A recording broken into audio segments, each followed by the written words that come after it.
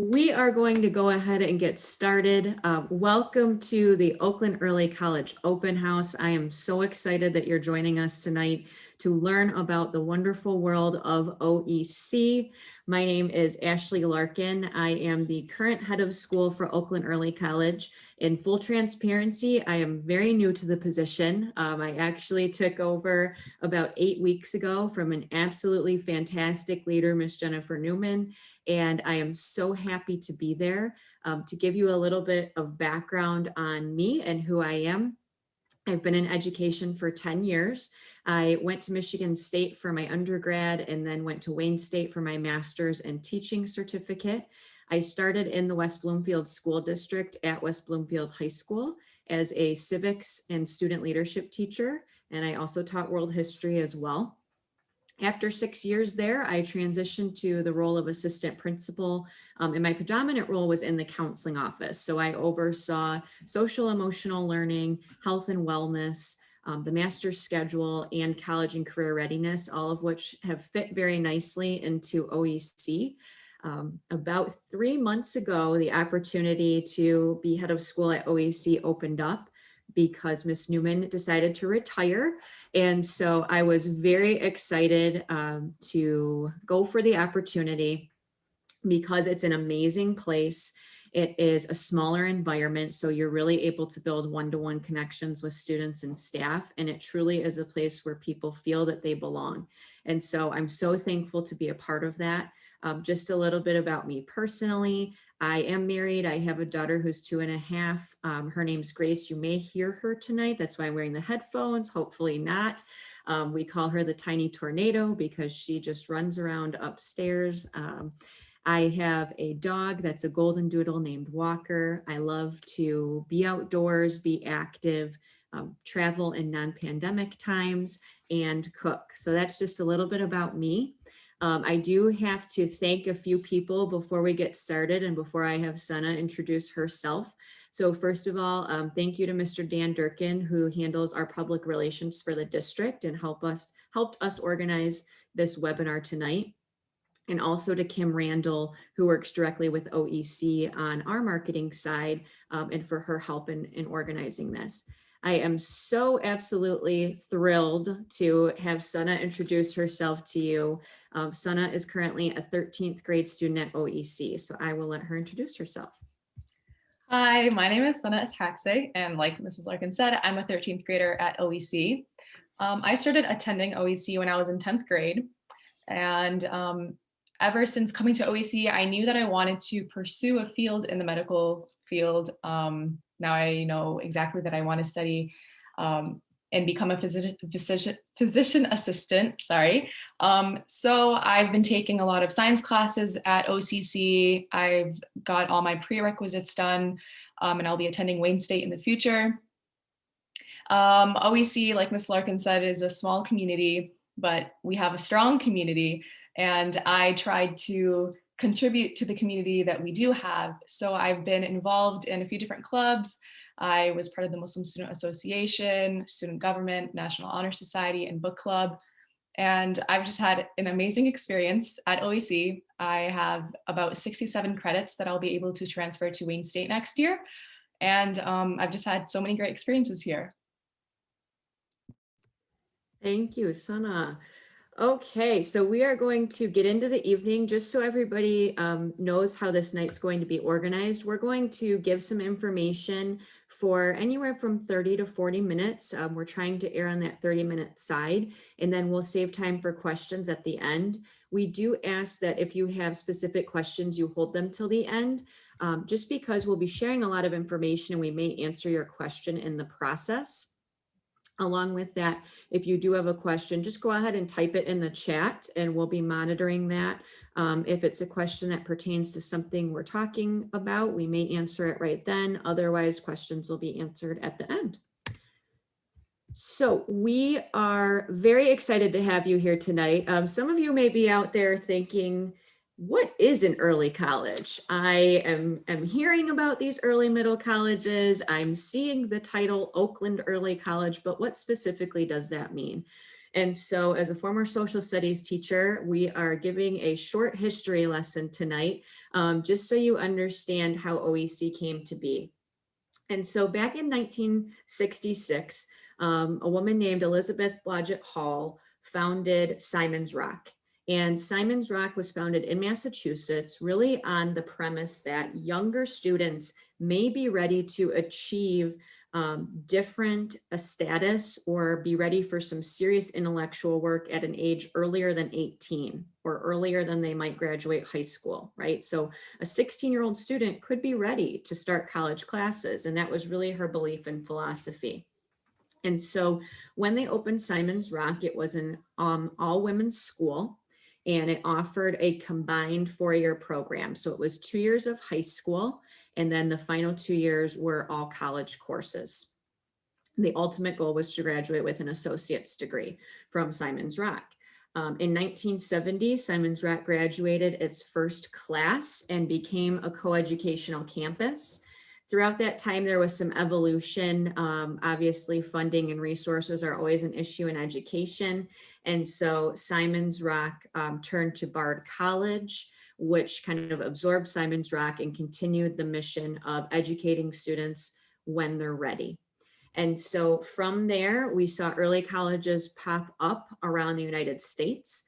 In Michigan, Mott Middle College in Flint was the first early college to operate in the state, and they began in the year 1991. So 30 years in the early college in terms of Mott Middle College. And again, that campus is on Flint. From there, you saw these founding 4 early colleges within Michigan. OEC was number 3. So Oakland Early College was the 3rd early college established in 2007. Currently, we have 170 students at OEC. So we've seen enrollment grow over the years, and for everyone to really take an interest in the early college world. So we're glad that you're here taking an interest as well tonight. So our evening consists of these few bullet points. So we'll talk about some points of pride for Oakland Early College. And then Sana and I will talk about the college aspect of Oakland Early College, the culture, which is one of my favorite parts, I'm sure one of Sana's favorite parts, the community aspect in giving back, what a typical day and schedule will look like, and then what happens after graduation for early college students. So these are a few highlights and points of pride for OEC. There are several National Best High School Ranking Awards that we received in years past. Niche is one of them. We were named Michigan's ACT Exemplar for College and Career Readiness, placing in the top 4 of the nation. Consistently, our SAT scores are very strong, and our students typically do very well as compared to the state average and surrounding counties. 100% of our students are enrolled in college courses. 100% of our students complete 40 hours of community service. And then finally, 100% of our graduates earn at least 30 college credits. So that's a question that we get a lot, is at Oakland Early College, does everyone earn an associate's degree? And that really depends on the path that each student takes. And so while not everyone will earn an associate's degree, in 2020, we had 42% of our graduating class earn an associate's degree, but at a very minimum side of the scale, our students will earn 30 college credits that are transferable. So that is an amazing accomplishment when you think about graduating as a 13th grader with 30 transferable credits at a minimum, all the way up to an associate's degree. Our students have taken an average of 52 credits upon graduation and average a college GPA of 3.2. So I'm going to share just a few facts about the college aspect of Oakland Early College. If you look at the OEC Crest, there are 3 pillars within that crest, and those are college, culture, and community. So the next 3 things we're talking about are things that we truly value at OEC. So I will touch on the college piece first. Oakland Early College sits on the OCC Orchard Ridge campus in Farmington. Our students do take classes on campus. So all of the high school courses are located on the campus in Orchard Ridge. We are currently, because of the pandemic, all in the same building on campus, which is the H building. But in non-pandemic times, our high school classes are spread out throughout campus. So students may have to walk from building to building to move between their high school courses. In terms of taking college classes, many of our students choose to take them on the Orchard Ridge campus, but students are able to take classes on any campus that OCC has. So the Royal Oak campus or Auburn Hills and so on, whatever is the best fit for their schedule and their location.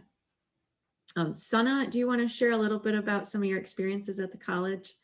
Yeah, sure.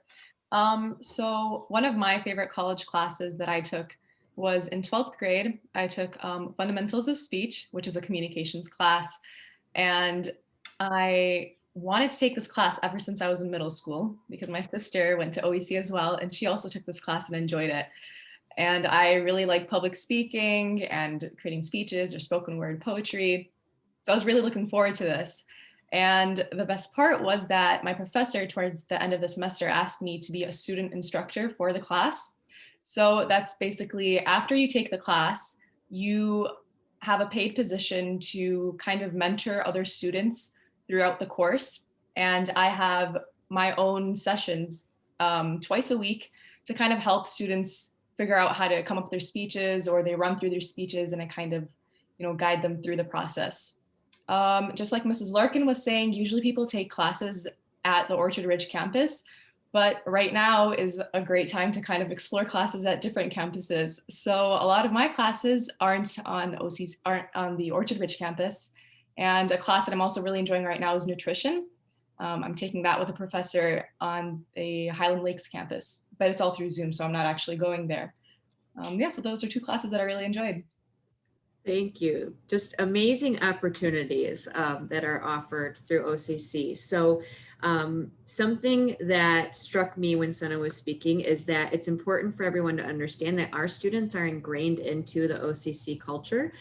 They would be taking classes with any other student that selects a class at OCC. So our students are not separated into their own college courses. They're with the general population of any student that would be taking a class. And so it truly is a real world authentic experience.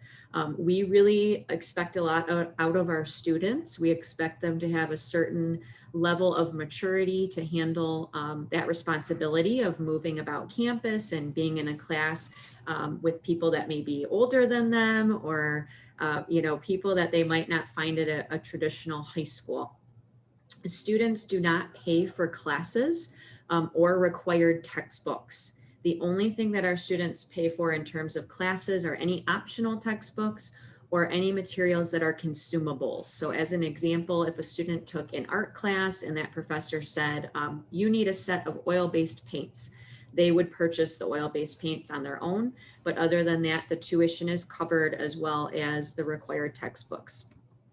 Students do meet with a high school counselor who is absolutely amazing. Her name is Mrs. Beliers, and she would help to guide them through the high school piece and the college piece, but there is also a college counselor that's available to our students, and they would meet with the students. We do require our students to meet with them before scheduling courses. They would go through a plan, determine what classes best fit their plan, and then the student would schedule their own classes for college. So that's just a bit about how the college piece works. Now on to the culture piece. We are a family at OEC, a lot of acronyms at OEC, not OCC, OCC too, but mostly OEC. So one of the things that absolutely drew me to Oakland Early College is the sense of community that has been ingrained in the culture there. You walk through the hallways, people know each other, everyone says hello. If I walk by a student, every student says good morning. It's very much part of the culture to know everyone's name, call everybody by name. And so that's something that I truly value. Because we go through an application process, we really make sure that it's the right fit for both the student attending and for OEC. because we have a culture to maintain. When I used to speak with Miss Newman about OEC and what she loved about it, she used to say things like, mean people go somewhere else. It's just truly nice, caring individuals that love to be a part of that school. We have a very eclectic representation of students at the school. We have students from all walks of life. We have students that come in from private school, public school, charter, homeschool. We have many different races, religions, ethnic backgrounds, many different languages spoken. We have students that have very differing political views and different views on different world issues. And so it really truly is a place that is safe to be who you are. It's safe to ask questions. What I've been finding about the students in just this short time is that they really seek to understand. They want to learn more, they want to grow, and they truly want to be there for one another. In addition to that, we have an incredible staff that goes above and beyond to provide positive experiences for our students. And ultimately, our students can really just come to school and show up and not have to worry about what their day might look like because of the caring individuals at the school. One of the things that we do to sustain that environment is community time. So I am just coming into obviously this environment, and it's been difficult during the pandemic because we haven't been able to do some of the things that we traditionally do at OEC. But community time is a huge part of OEC in the culture. Research has been done that really shows that people that feel connected and feel a sense of community ultimately do better. They achieve more, they're happier. So when there's joy in the workplace, or in this case, in the school place, and people feel connected, ultimately they're going to thrive and they're going to achieve more and do better because of that sense of connection. And so I'm going to let Sana talk a little bit about some of the community time events that have taken place in the past. So for community times, we have community times on our high school campus, and then sometimes we go field trips to like different places. So a few things that we've done on our high school campus is Chill Fest. That's organized by student government. It's before winter break starts. We have a 2-hour time frame where there's a game room, a movie room, video game room, and it's just a nice time for everyone to kind of, we just take our finals, or our college finals in college semester would just have finished. So it's a really nice time to relax and kind of just enjoy the last day before break starts. We have a Halloween event where people do trunk or treating, and we have costume contests. We've been to the Irwin's Apple Orchard, Bonaventure for rollerblading. We've gone ice skating. There's just so many field trips that we've had. And through every field trip, you really do feel yourself grow closer to your classmates and teachers as well. So that's one of my favorite parts of OEC. Thank you. Yes, it's all about building that team. And so, you know, as an outsider, sometimes, I mean, even when I first came in, I think that when you come from a traditional school setting and you say, oh my gosh, they took a field trip to go roller skating. But that is a part of the culture piece. Without those events, you don't build those connections with others. And so we make sure that we sustain our environment by having students and staff participate in community time events in order to continue that. We also have something called town hall, and that's sort of like family meeting time. So that typically happens in the theater on campus in non-pandemic times. I have not experienced that yet. I can't wait to be in the theater one of these days. Right now we're doing our town hall meetings through Zoom. And that really is a time for school-wide announcements. We might bring in guest speakers or do some type of small activity with all of the students.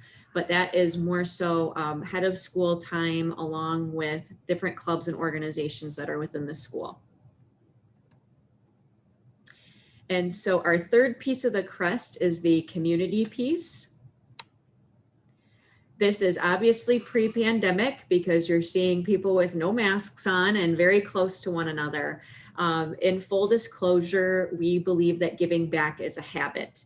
We want to have students at OEC that are givers and not takers. One of the pieces with that, and just full disclosure, is students are receiving free tuition, sometimes thousands and thousands of dollars. And so as a result, we want people to give back to their community. And obviously we want people to give back too, because it's the right thing to do. And so it's a part of who we are. Students will be engaged in acts of giving all throughout the year. Some are more formal school-wide projects. Some we might do off-site at different locations. Others might be smaller projects within focus classes, which we'll talk about in a little bit. And so those are all types of things that we would want to do, because in the end, we want to graduate students that will enhance the world and make it a better place. So we truly believe that giving back to the community is a piece of OEC that all students need to take part in. And so again, I am going to let Sana talk about some of the events. So this is Gleaners, and I'll move to the next slide just so that you have some images there. This is the 5K that students participated in. This obviously was during the pandemic time, so it was back in the fall, and students had donated some items and walked a 5K through the trail behind OCC. Yeah, I was also going to talk about the 5K. The NHS works with OCC, and we have a 5K race, walk and run. And at the end, there's gifts that OCC give out to the top 10 winners, I believe. And what we do to kind of add on to this community time is we have we ask people to donate different things like canned food or gently used clothes, gently used shoes, school supplies. And then there's a lot of different organizations that we donate the material to. Some focus classes in the past would go to the Gleaners Food Bank and help package the food. Or we've also done, the NHS has done this projects in focus classes where you make bracelets and then sell them for cancer awareness. So there's a lot of things that you can do in clubs, and then also just school-wide projects that we do for service. Okay, great. So those are the three main pieces of the OEC Crest, so college, culture, and community. Moving into what a typical day looks like. And is there anything typical in the world right now? I don't think so. So a typical day is what you would see pre-pandemic and post-pandemic. Right now, we are in a hybrid schedule. Our students are split into two groups, and we alternate A and B days. Wednesdays are fully asynchronous, so our students do not come on campus on Wednesdays at this time. So right now, students are on campus 2 days a week with 3 asynchronous learning days, depending on which group they're in. But we want you to have a feel for what the schedule would look like if we were operating under our typical conditions. And so historically, this has been the schedule for students. So what you'll see, it looks a little bit confusing. I can guarantee you I came from West Bloomfield High School. The schedule there looked crazy to people. And so this is a little bit better, but what you will see is that Monday, Tuesday, Wednesday, and Thursday, hours 1 through 4 run from 8 to 12:15 p.m. So 1, 2, 3, 4 run Monday, Tuesday, Wednesday, Thursday. Then there's a lunch period, 12:15 to 12:55. Again, in talking about students having that sense of responsibility and maturity, our students are able to go off campus for lunch. We have students that if they have an open class period, they might run and get a coffee or go study somewhere else on campus. And that's something that we trust our students to do because we know we select the right people to be part of OEC. In the afternoons, our students would have a blocked period. So 5th and 6th hour periods are blocked in 2-hour timeframes. So on Monday and Wednesday, students would meet with their 5th hour from 1 to 3. And on Tuesday and Thursday, students would meet with their 6th hour from 1 to 3. So it ends up being the same amount of time throughout the week. But we have found that blocking those classes later in the day has been much better for students, especially our upperclassmen. So, 11th grade and on, because it's much easier to schedule college courses. during that time or around that schedule. So that was the purpose of blocking the afternoons. Our Friday schedules get a little crazy. So there are several different Friday schedules that you're going to see here. So one is Town Hall Fridays. So when we have a Town Hall meeting, this is what our schedule would look like. You can see that the Town Hall time is built in there from 1:15 to 1:55 p.m. So it really appears more as a straight 6 schedule on that day with lunch built in and then the Town Hall meeting built in. Community time Fridays, that's when we would do a school-wide event, whether on campus or off campus. We would run periods 1 through 4 in the morning and then community time in the afternoon. And sometimes that's flexible. We may flex the time a bit, but mostly community time would occur from that 1 to 3 time. Lastly, the district historically had early release Fridays, which were half days for our students. I will be honest in telling you, I have no idea what that's going to look like when we return to the building, if we'll have half day Fridays or early releases back again, but that's just another schedule for Fridays that you should be aware of. So a lot of different schedules. One thing that I have found about the students at OEC, which I absolutely love, is their flexibility. They are adaptable, they change at a moment's notice. The students really are comfortable with change and know that we're going to be flexible because it's really whatever we change for, it's for the betterment of the group. And so they're very comfortable with the different times. This is just an overview of what each grade might look like. Now I say might because there is no typical path at OEC. The path for each student is different, which is one of the beauties of OEC. And so we do have some students that enter in 9th grade. We just started accepting 9th grade students 2 years ago. So when we first accepted 9th grade students, we had 4 9th grade students. Then we doubled that number this year with 8. So we're hoping to take even more next year. If a student enters in 9th grade, their first semester, they will have all high school classes. So no college courses if you enter in the first semester of your freshman year. In the second semester of your freshman year, you would have all high school classes, so 5 high school classes and 1 college course, which is CNS 1100, which is an intro to college. And Senna, can you talk about the intro to college class just a bit? What types of things you would learn in the intro to college? So Intro to College is taught by a college advisor and our college counselor. I actually did not take this class because I took college classes in 9th grade. I did composition 1, composition 2 at my old school.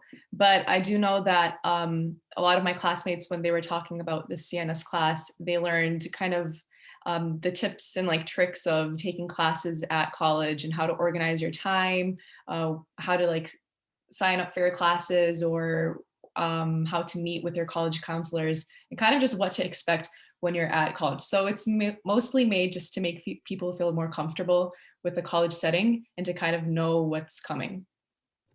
Thank you.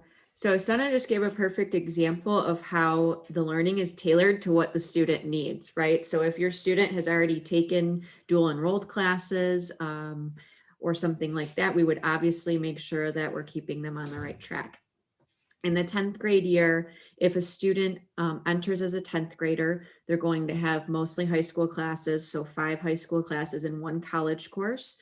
If they do enter in the first semester or the second semester of their sophomore year, they would also take that CNS 1100 class. At the bottom now for grades 10, 11, 12, and 13, you're going to see credit range, 1 to 3, 1 to 5, 6 to 9, and 10 to 13. How it works in terms of how many college classes a student can take is each student meets with Mrs. Bellairs, our high school counselor, and she provides the student with a credit range.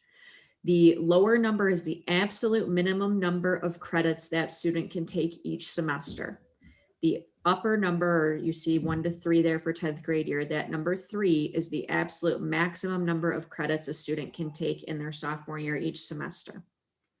The way that that is calculated or based, we look at each student individually. So it's what are they involved in terms of extracurriculars? How are they doing academically? Are they adjusting okay to OCC and the college life? How are they doing socially and emotionally? So all of those factors are considered when determining a credit range. We also take into account degree programs, what they might need to complete in order to reach their goals at the end. And so all of those things are considered to determine that range. In the 11th grade year, again, some high school classes and typically 2 college courses each semester, typically, but again, every student's different. Some may have more. 12th grade year, first and second semester, some high school classes and approximately 3 college courses. And then 13th grade year, which is what Sana is in right now, typically 4 college classes and 1 high school class, which is 13th seminar. Before I have Sana talk to you about 13th seminar, one piece to know for grades 9, 10, 11, and 12 is that all students are required to take a class called Focus. Focus is a high school class that's built into each student's schedule both semesters. And within that class, we do a variety of activities. So there's social emotional learning that takes place, SAT, ACT prep. We bring in guest speakers. We do a lot of different things community-wise within that time, just to build students together, bond them together, and also to help continue to help them learn real-world application-based experiences. And then when students get to 13th grade, they do take that 1 high school class, which is called 13th seminar. And Sana is in that class right now, so I'll have her speak a bit on that class. So 13th seminar is a lot of getting ready for the future type of activities that you would do. The first things that we basically do when starting 13th sem is we do our college essays and kind of getting our recommendation letters and everything that you would need to apply for college. We get that done and our teacher guides us through the process, which is really helpful, especially because college applications and everything can get a little crazy. So it's nice to have that help. And then we do a professional portfolio. And this is great to have when, finishing high school, you might be applying jobs or even for universities, if you have interviews. Professional portfolios, you'll put in your recommendation letters, your transcripts, and there's a few pieces that you write to put in that. You compile all the community service that you've done and put it in. And then you also have a few of your best assignments that you've done to put in and kind of show who you are, represent yourself. We just finished doing our budget project, and that is kind of going into the future and seeing how much money you're going to be making, how much is going to go into rent for your car, insurance, and all these things that you're going to need to be paying for. So it's a really great way to kind of know what's coming in the future. And one of the last big projects that we do in 13th Sem that I'm really excited about is called our capstone project. And this is kind of an overview of your entire high school career. So you'll make a 10 or 15 minute presentation about what you did in high school from 9th grade till 13th. You talk about important things that you've done, anything like significant or just your experience, and then your class, and you'll present it to the class. Which is a great way to kind of get to know your classmates even more. And it's a nice closing to your whole high school career. So those are a few things that we do. Oh, we also do have an internship. So that kind of goes in with the service aspect of OEC. We do 40 hours of internships. And this year, because everything is a little different, we had 10 hours of mentoring. So the new students that attended OEC this year, 13th graders would kind of guide them through things that they should know when attending OEC and things about college classes. And after that, there is a list or different organizations that you can work with. So I'm working with the Friendship Circle, and you'll do 30 hours there to kind of give back to your community and also just be more involved. I absolutely love that. I feel like every high school in Michigan should have a class like 13th Sem, where you're learning budgeting and real world application based things. So that is awesome. After graduation, what do OEC students do? As I mentioned before, some students will have their associates. A majority of our students do go on to a four-year college or university. So many will transfer and transfer their credits from OCC as well. We do have students that go into the military, and we also have students that will go right into the working world, some with their associates and will use that degree to enter the working field, or some are ready to go into a different venture. This is a short list of, this is not all inclusive, but it highlights many of the schools that our students in the past have been accepted to and are currently attending, or have attended in the past and have graduated. So you can see a wide variety of schools, everything from private schools to large public universities, MIT, and a wide range, HBCUs, Ivy League schools. So our students are very diverse in terms of schools that they attend after OEC. So our motto is, we do high school differently at OEC. Our link is there, www.oaklandearlycollege.org. If you like what you've heard tonight, you feel like it's a good fit for your student or for you, the student, if you're watching tonight, we do have an application process. And so if you like what you hear, we'll take all the questions as soon as I explain this piece. So online pre-application would be the first step. Applications for fall 2021 are due by Monday, March 1st. So it is coming up very quickly. Limited spots are available. We may do a second application window if space permits, but as of right now, the deadline for that is March 1st. The next step would be to schedule a family meeting. So you would call my wonderful secretary, Mrs. Kelly, at the number that you see there to schedule a family meeting. That family meeting takes place with parents or guardians, the student, and myself. And it really is just a time to get to know the head of school, to get to know more about, learn more about OEC and understand if it's a good fit for you. In terms of shadowing, we typically have students come into the building to shadow. We unfortunately cannot do that during the pandemic, but we do have some virtual shadowing options that we can provide to families. So that would be the next step. And from there, finally, there is a formal application that the student would complete in email, along with some essay questions that would be sent to me 1 hour before a scheduled interview, which is the final piece, the interview. After the family meeting, you would call that number again to schedule an interview with myself, Mrs. Bellairs, the school counselor, and typically 3, maybe 4 OEC students. Where we ask a variety of questions to really just get to know the student better and determine if it's a good fit. Overall, we really take a holistic approach. We look at students' attendance, grades, recommendations, essays, and the interview process. So there's a variety of things that we'll look at when we determine if we're accepting a student to OEC. So that would be the process. Here's some students, very happy, pre-pandemic, obviously, no masks. So we do school differently. We are so excited to answer any questions you might have. So feel free to type those questions in the chat and we will go through them. And then I will have to stop sharing, okay, so that I can see it as well. All right, so I'm seeing a lot of names and schools, which is great. Okay, so there's one question here. They would no longer go to their high school for any classes. That is correct. So if you are interested in OEC, you become an Oakland Early College student. So you are no longer a student in your home school district. You would not be attending classes at your local high school. How do sports work is the second question. So in terms of athletics, if a student is on a sports team and is interested in continuing that sport, our students are eligible to try out for the teams at West Bloomfield High School. So our students are able to try out for any team at West Bloomfield High School and participate on the team if they do make it.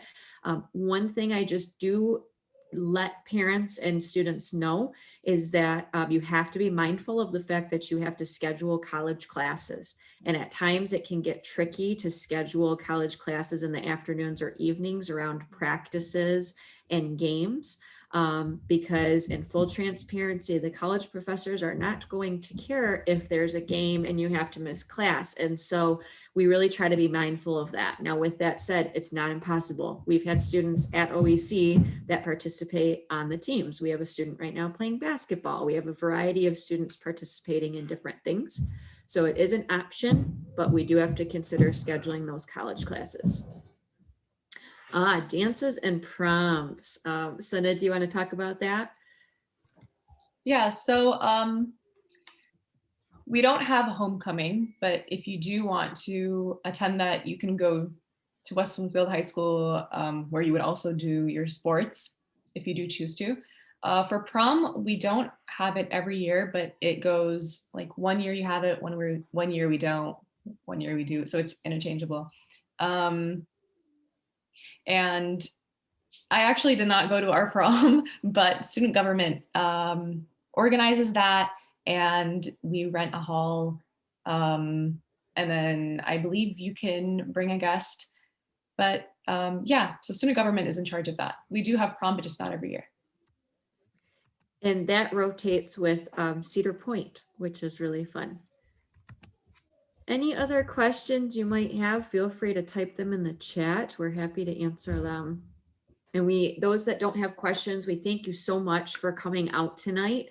I know that everybody is probably a little zoomed out at this point in the year, so we greatly appreciate it. Okay, wonderful. So we're getting some questions in. So, do students typically take their classes during the day from 1 to 3? If they have an evening college class, do they leave school after lunch? Sana, can you talk a little bit about the college class schedule? Yeah, so that's completely up to you. And it really depends on what your schedule is like. I never took a class from 1 to 3 just because I usually had club meetings during lunch, and classes would usually start from 12 and then end at like 2:30 or 3.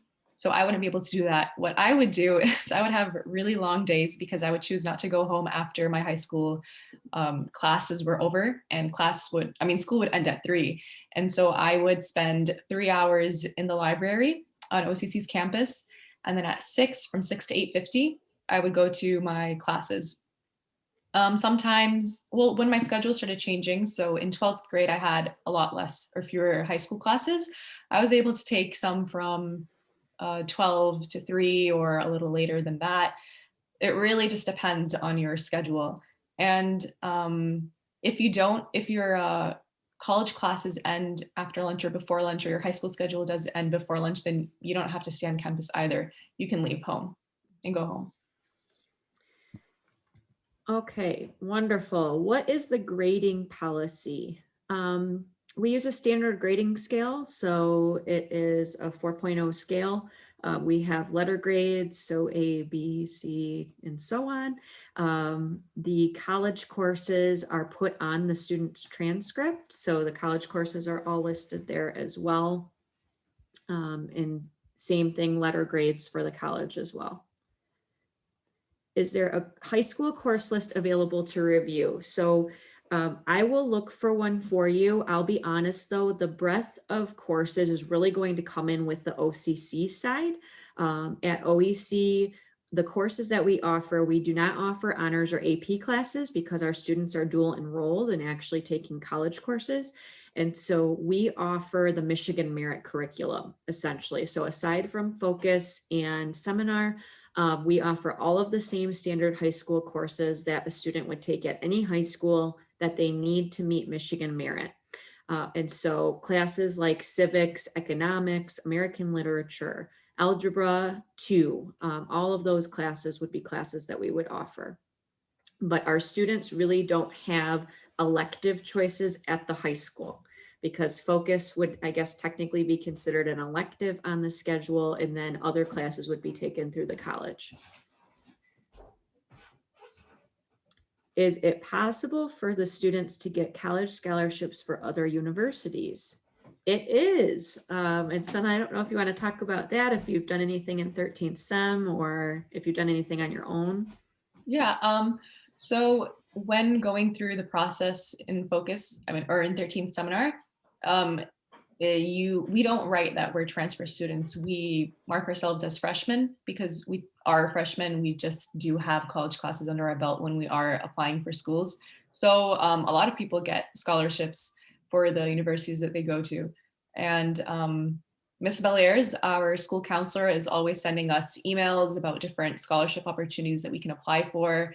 So we definitely can get those. Would students, and this might be another one for you, we'll put you on the spot. Would students find it challenging to take college classes? Would it be equivalent to an AP class? So I wish I had taken an AP class, but the schools I went to always offered college classes. So I don't know how to compare it to an AP class. But the challenging part of it really depends on what type of class you're taking. So when I was in 10th grade, or when I was in 9th grade, I did composition 1. That wasn't very, I mean, I needed to put in work, but it did not seem like a very challenging class. And then in 10th grade, I took my first psychology class, and I thought that was, it seemed difficult to me. But as I went on and started taking science classes and math classes, it did become more challenging. But if you put in the work, you can get the grade that you want. So it really does depend on which classes you take. My art appreciation classes or English classes and psychology classes, sociology, those are always the easier ones. And then science and math are a lot harder. But you kind of know how much work you want to put in, and you definitely can get the grade that you want. The professors are always willing to talk to you. They're smaller classes, so you can ask as many questions as you want. They're not like huge lecture halls that you're in. And I would say too, that that's probably typical of any high school even, that it depends on what course a student's taking in terms of difficulty. And it also depends on the teacher, which I think would be the same at the college level too. Some professors, may run a very tight ship, and it might be a more difficult class, whereas others may have some more flexible requirements. So in terms of equivalency to an AP class, I think AP classes are very rigorous, but they're still high school classes. And so I think that the college level courses have a little bit of a different feel to them. Sana, can you share what it's like to be a high schooler in a class with college students? Yeah, sure. In the beginning, it was a little interesting being in classes with people that weren't your age, or there's like parents in the classes, or just other students that had just finished high school.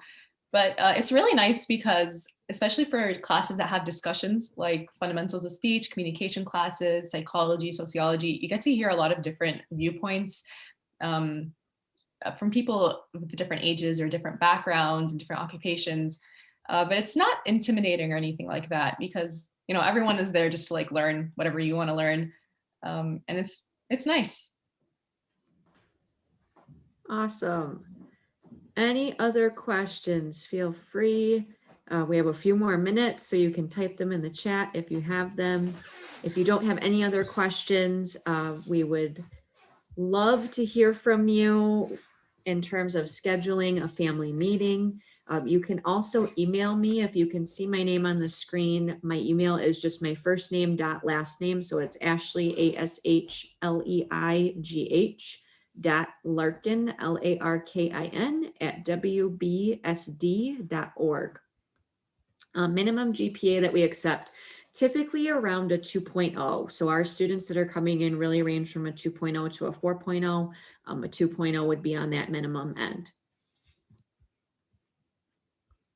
Something that kind of goes along with that as well that I should share is that we, by state law, we cannot accept any student past the first semester of their junior year.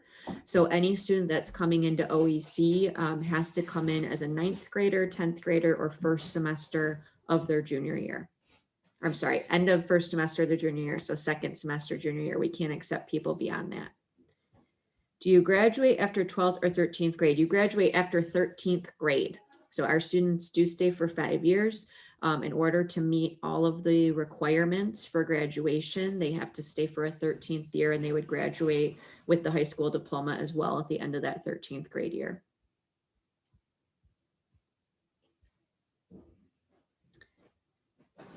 Do incoming freshmen take placement tests? in terms of high school or college? High school, no. Sana, did you take any placement tests for any classes when you came in? For high school, there's no placement test, but for college, you do have your AccuPlacer. So that's if you want to take math classes or certain science classes too, you need to take that test for it. You'll take a math test. And then there's also an English test that you take. I can't remember what the name for that is exactly. But that's taken on the college campus, and it's the student center. You go there, you schedule a time, and then you take those tests. And that'll let you know which level math class you can take. If you need to take any like pre-classes for a certain class. For English classes, it lets you know where you can start out. Perfect. What if a student finds it is not a good fit halfway through the year? I will be honest with you, it is rare that students leave OEC, and I think a big part of that is because of our application process and going through and taking that time and care to make sure, like I mentioned before, that it's really the right fit for both parties. If a student finds, in the end that it's just not for them, most often the student's option would be to return to their home district. But again, it's very, very rare. It's maybe a couple per year, if that. So it just depends on each year, but we really do our best to make sure that it's the right fit. We might have time for one or two more questions. If anybody has any other questions, I believe we got through all of them at this point.